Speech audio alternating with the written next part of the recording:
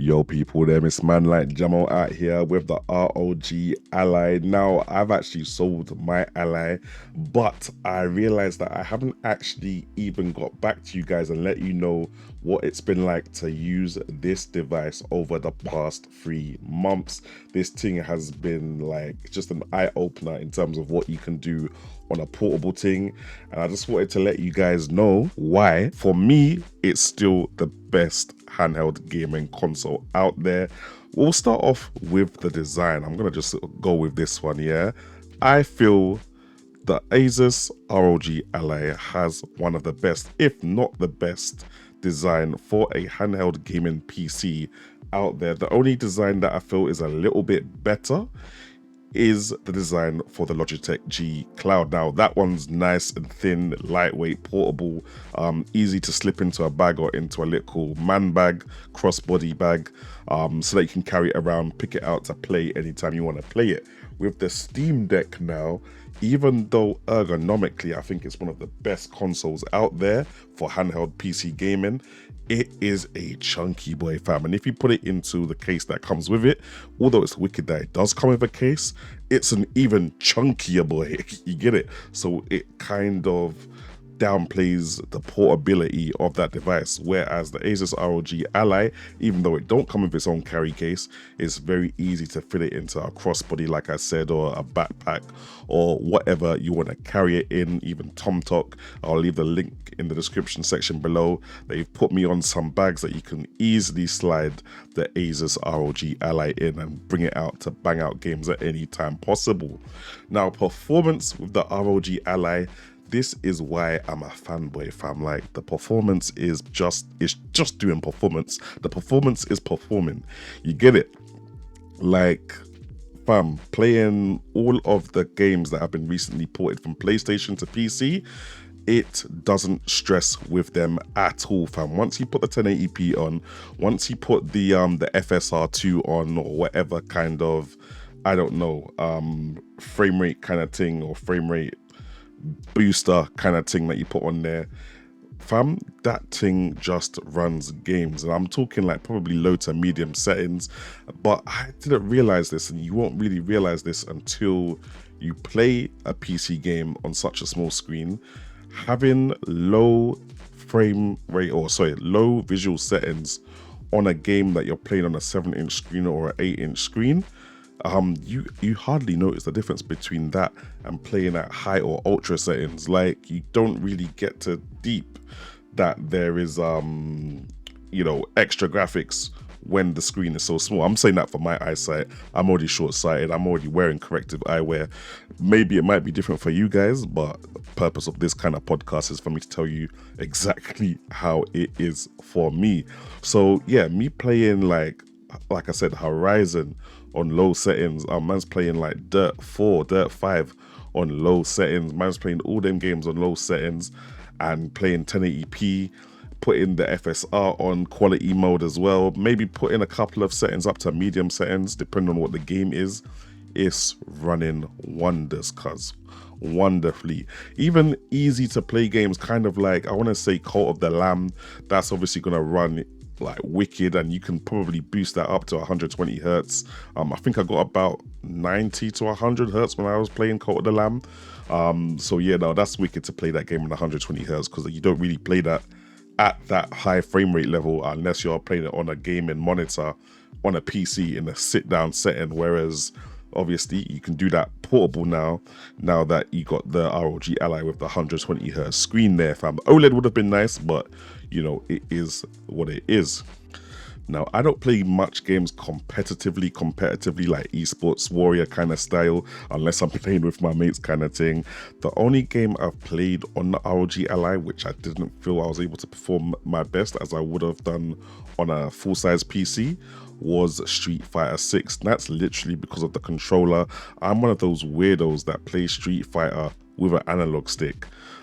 So when I was using the analog sticks on the ROG Ally, even though I could do most of the moves, I just felt I couldn't do them if my life depended on it, or I kind of kept making mistakes. It might just be a situation where I've got to practice a little bit more, but I just felt once I was using the normal sized controller, which obviously I can use in conjunction with the ROG Ally anyway, I was able to play much better. But apart from that, every other game that I tried to play, yeah, it was easy. FPS games, driving games, like literally no issues playing those on the ROG Ally.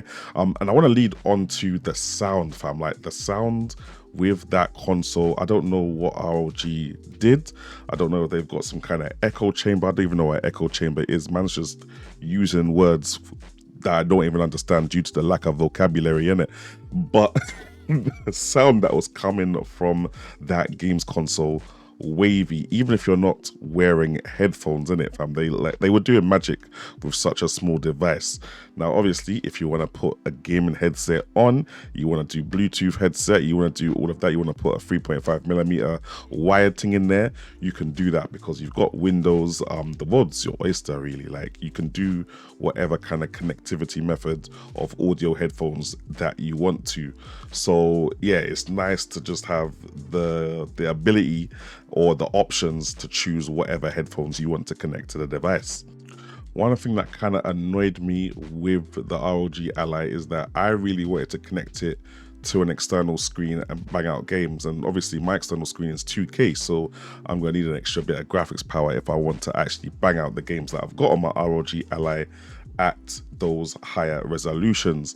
Now, one option is obviously to go for the ROG Flow graphics card, the external graphics card situation, and that's costing £1,000 upwards, fam. Like, that's ridiculous. And it's not like you can just change it for a new graphics card later. You have to wait for ROG to push out a newer model before I can then upgrade to that, and that's probably going to be another £1,000. Whereas with the Air Neo, because it had Thunderbolt 4, no, I lied, I think it had USB 4 protocol, but because it had that 40 gigabit protocol, I could plug in any external GPU, slap in my own graphics card in there, and keep it moving. Like, and I could definitely get that done for under £500. And then at that point, it's just a case of selling my old GPU when I want to upgrade and buying the new one. And you know, you can definitely get a better deal that way, rather than the proprietary thing that Asus were trying to do. Obviously, you can tell that they're trying to keep the money in the company kind of thing, but on a consumer level, it just felt annoying to me. So I didn't really connect it to an external monitor too tough, just because of the, you know, worries about the performance if I was going to a resolution above 2K or above 1080p, I should say. Now, I've already said this before in my previous video that I just released, but one of the final factors that made me sell the ROG Ally was the battery. Now, when this thing is playing games, it is wicked. It's a 20 out of 10 experience. But as soon as you start seeing that low battery warning, you know that you're here for a good time and not a long time. Unless obviously you got a power bank with you or you got a water outlet with you. But then I realized to myself that I spent a lot of time with that console just connected to a power outlet. And I was just thinking to myself, this thing costs as much as a gaming laptop, albeit a mediocre to low range gaming laptop, but probably with the same performance at £700. You could probably get like a 1050 Ti, but I digress. Like, look, at that price point, I don't want to be connected to a wall socket, charging the thing to get extra power kind of thing. Not that I felt like there was any games that really needed the turbo mode to run, but they were just running fluidly, and I was obviously trying to chase that 120 hertz refresh rate with any game that I was trying. And let's be honest, fam, if you're going to put a 120 hertz screen on it, why not chase the 120 hertz? Obviously, I don't need it, I understand that. 30 hertz is good enough. 40 hertz is even a good little midway point between 60 and 30. 60 is usually good enough at most points, but I was trying to chase that 120 hertz because they've given me the functionality to do so. If it was just a 60 hertz screen, then I guess I wouldn't care. Or you know, some games I was trying to chase maybe medium settings for graphical fidelity kind of thing. But yeah, I just found that the battery just started to die on me sometimes, and I was just like, ugh, this is getting long. And it got to the point where I was going out and I'm thinking to myself, right, I've got 4 consoles to choose from. You know, we've got the G Cloud here, we've got the Nintendo Switch, we've got the Steam Deck, and we've got the ROG Ally. Which one of these consoles are gonna last me throughout the whole journey? And it was just just without me even thinking, I'm like, okay, do you know what? Let me just go for the Nintendo Switch. I'm only going to be able to play Zelda, but I don't lie, I can play Zelda for a good 4 hours without caring about the world, so I can go for that. Logitech G Cloud, I was thinking, might not be a good idea unless I'm going to go to play some Android games. Then that could work and my battery would last well on that device. And with the Steam Deck, I was thinking, well, yeah, same thing with the Steam Deck. I can play some proper PC games, but you know, the battery life will last a little bit longer than it would on the ROG Ally, albeit I'll be probably playing at 30 frames per second at 720p on the Steam Deck. So yeah, I'll be getting less visual quality for a higher, a longer battery life. And I thought to myself many times, okay, well, let me just play at 720p, 30 frames per second on the ROG Ally as well. And I don't, well, just in my personal experience, I don't feel like it helped me with the battery that much. Like, it might help me reach 2 hours of gameplay time, but it wouldn't help me exceed that. And you know, I spent a lot of time with the ROG Ally trying to play games that I would normally play at lesser wattage or lesser power output kind of thing, innit? So instead of trying to play at the 30 watt thing, man, I'll try and play it at the 15 watt thing to see if the game can run. And it, yo, cause that thing is so powerful, a lot of the games can run at 15 watt. But like I said, even though man took the thing down to 15 watt, lowered a bit of the brightness as well, I didn't find it reaching more than 2 hours at all. Which was really strange. It might just be I have a 40 unit. I'm hoping that some people listening to this video will say, oh, your unit was 40, bro. Like once you guys limited your thing down to 15 watts and made a 15 watt gaming profile for whatever game you was playing, you was easily reaching 3 hours or 4 hours. And if that's the case, I'll pick up another ROG Ally and say that, yeah, that unit was 40, had a 40 battery. I'll jump onto another unit. But yeah, that was the case in my specific scenario, innit? And obviously, man can just get a little power bank, connect that as well. But that's just another bit of faff that man has to fight with. Get the power bank, connect the USB-C cable to the USB-C. God, I can't be asked with all of that, fam. Man just wants the thing to pick up and play. Or at least for them to make a little power bank accessory that fits on the back of the system, like they've done with the Steam Deck, and I think I've reviewed that quite a while ago. I'll even link that in the description section below just in case you guys are interested. But yeah, man, it's an overall wicked console. It's the best performance I've ever had on a portable PC gaming console.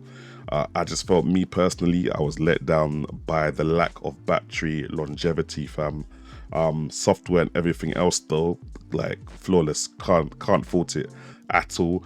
Not as fast as using straight Android, like in the G Cloud, or it's not as intuitive as using Steam OS on the Steam Deck. But in terms of making Windows 10, Windows 11 into a gaming OS, I think it did pretty well. I think it did pretty well. That's my honest opinion. Let me know what you guys think though in the comment section below. And yeah, hopefully, man, we'll catch you guys in the next one. All right.